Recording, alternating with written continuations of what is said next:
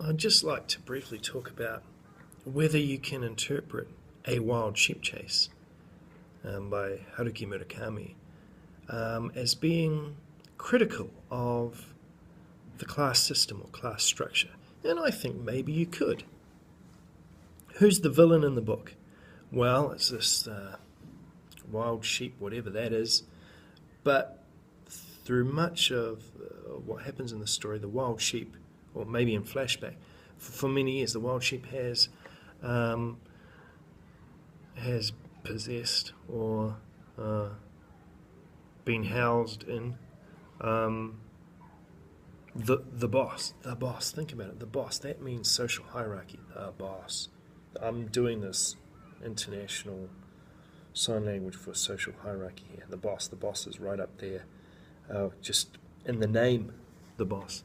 So the boss is also wealthy. He has tremendous wealth, and there's no doubt that the boss is, in some sense, the villain of this text. Maybe by being possessed by the wild sheep, but certainly the boss is evil, and evil is associated with wealth, perhaps in that way.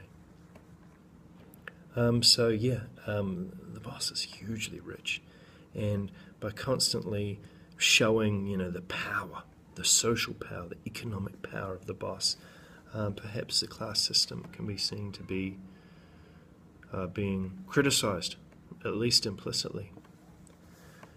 Who are the poor people in A Wild Sheep Chase? Who represents the poor? Well, I will tell you. Remember early on, well, not early on, later on in the novel, there are some farmers who are setting out into the wilderness, into the wild, to set up a new town. That's a key part of the book. This town will become Junitakicho, the Junitaki township.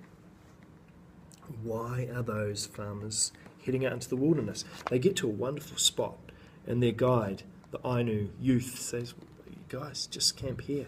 And they say, no, got to keep going up into the wilderness. They want to get away. Why do they want to get away? Well, I will tell you. The fact was they were on the lam. This is page 200 in the Black Book. They were on the lam. So you read that. They were on the lam. On the lam here, L-A-M, means on the run. They were on the run because, why? They had skipped town, walking out on sizable debts, and wanted to get as far away from civilization as possible.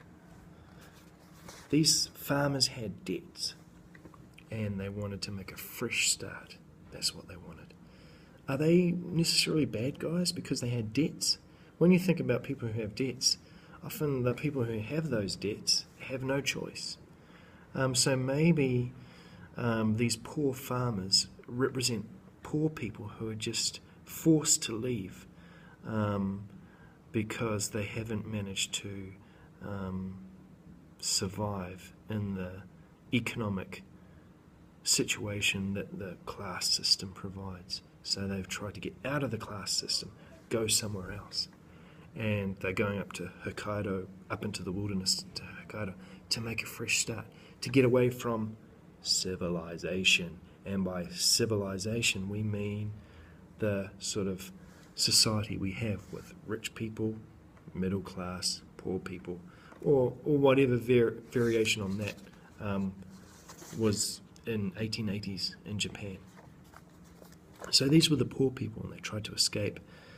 As we know, the world civilization caught up with them.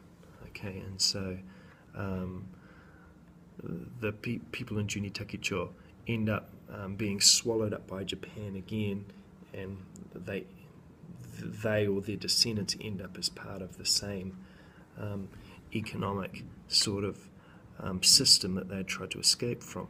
In fact, as the narrator and his girlfriend are travelling up to Junitakicho, they notice once they get there the poverty that's creeping in. There was a bit of a boom. That's a great thing about a capitalist system, so they say.